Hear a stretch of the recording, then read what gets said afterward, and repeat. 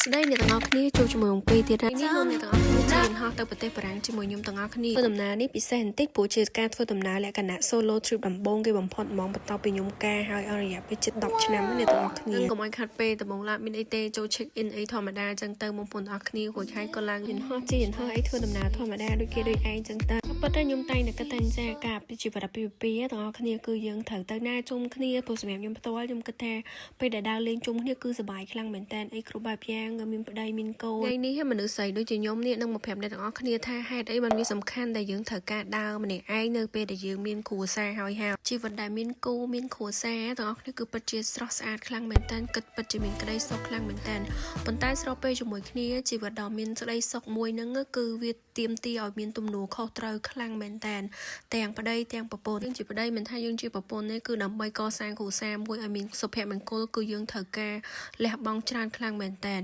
អញ្ចឹងហេតុអីបានយើងត្រូវការដើរលេងម្នាក់ឯងបើយើងត្រូវការលះបង់សម្រាប់គ្រួសារលេងម្នាក់ឯងវាធ្វើឲ្យយើងនឹងអាចទទួលអារម្មណ៍មួយលក្ខណៈថា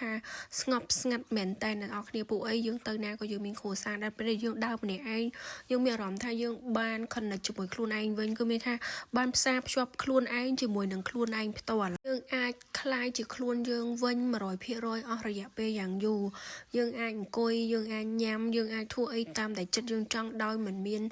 នសម្ពាធឬក៏ទំនួលខុសត្រូវអីទាំងអស់និយាយឡើងនេះមិនមានន័យថាទៅដើរលេងមួយកូនមួយប្តីយើងមានសម្ពាធយើងអត់សុបាយយើងសុបាយប៉ុន្តែយើងសុបាយបែបផ្សេងយើងសុបាយបែបយើងធ្វើអីយើងត្រូវតែគិតកូនគិតប្តីគិតអីសិនប៉ុន្តែដល់ពេលយើងនៅម្នាក់ឯងយើងទៅម្នាក់ឯងគឺយើងអត់មានគិតអីអ្វីដែលយើងគិតបដោតជាងគេគឺខ្លួនយើងតែយើងចង់ធ្វើខ្លួនបែបណាយើងចង់ញ៉ាំបែបណាយើងចង់អង្គុយបែបណាគេងបែបណាធ្វើអីគឺយើងខ្លួនឯងម្នាក់ឯងនឹងយើងមានអារម្មណ៍មួយសម្រាប់ខ្ញុំនឹងមានអារម្មណ៍មួយដូចពិសេសខ្លាំងមែនតើដែលយើងបាត់ឱកាសបែបនឹងជាយូរទាំងអស់គ្នាមកខ្ញុំតែងតែប្រាប់ខ្លួនឯងថាចាបើយើងការហើយយើងដើរលេងម្នាក់ឯងអញ្ចឹងវានឹងធ្វើឲ្យយើងមានគម្លាតចាវានឹងយកឲ្យយើងមានគម្លាតពីគ្រួសារថាដើរមិនបានអត់គិតគ្រួសារអីអញ្ចឹងដើរម្នាក់ឯងអាហ្នឹងគឺជាការគិតរបស់ខ្ញុំពីមុនប៉ុន្តែរហូតដល់ម៉ាក់ខ្ញុំក៏ជំរុញប្តីខ្ញុំក៏ជំរុញថាដើរខ្លះទៅចេញទៅម្នាក់ឯងខ្លះទៅ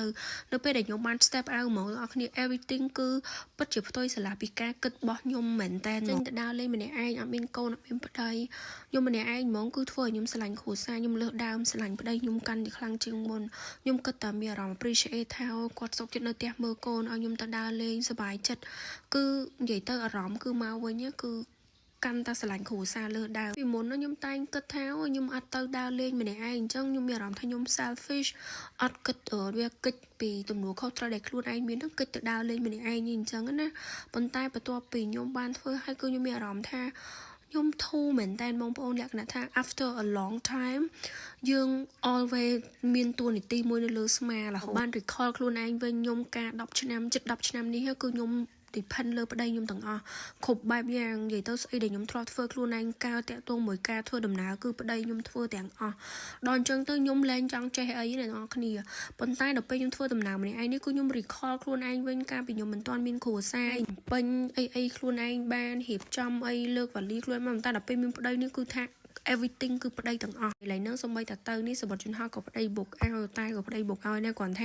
ខ្ញុំធ្វើខ្លួនឯងច្រើនដូចជាមកវិញអីអញ្ចឹងពេញតាក់ពេញអីចឹងគឺប្តីគាត់ធ្វើ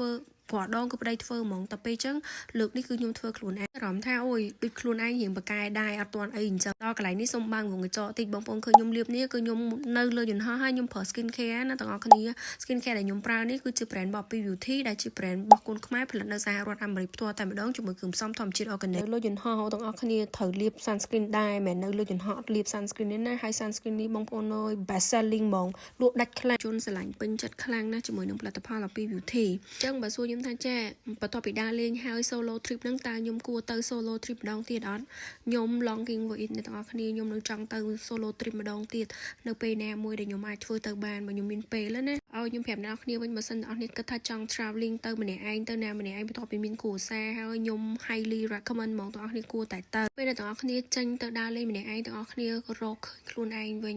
ញទាំងអស់គ្នានឹង experience something ដែលអ្នកទាំងអស់គ្នាខាន experience ជាយូរមកហើយអញ្ចឹងដូចខ្ញុំពេលខ្ញុំទៅដើរលេងម្នាក់ខ្ញុំមានអារម្មណ៍ថាខ្ញុំ experience something like